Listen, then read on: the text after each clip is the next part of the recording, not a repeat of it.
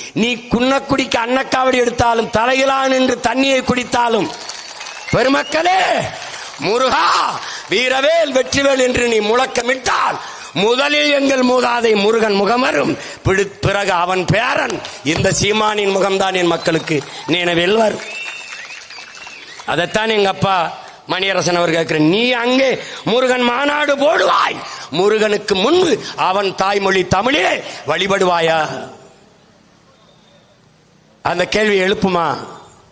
பிறகு தமிழ் இல்லாத முருகன் எதடா?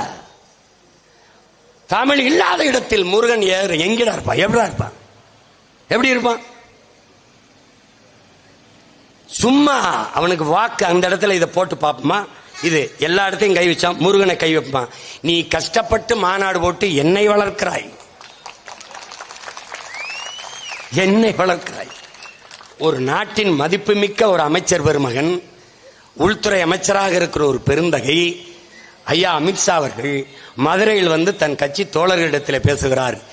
இந்துக்களின் ஒற்றுமை, இந்திய நாட்டு மக்களின் ஒற்றுமையை பேசல, இந்துக்களின் ஒற்றுமையை ஒரு நாட்டின் மூத்த பெரும் தலைவர் மிக உயர்ந்த பதவியில் இருக்கிற பேசுகிறார்.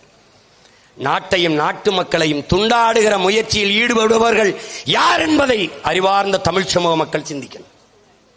இவர்கள் யார் தெரியுமா?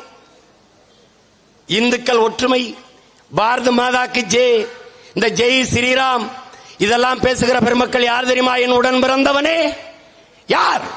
இந்த நாடு அடிமைப்பட்டு கிடக்கிற போது இந்த நாட்டின் விடுதலைக்கு போராடியவன் எல்லாம் பாகிஸ்தான் பங்களாதேஷிலே இருக்கிறான்.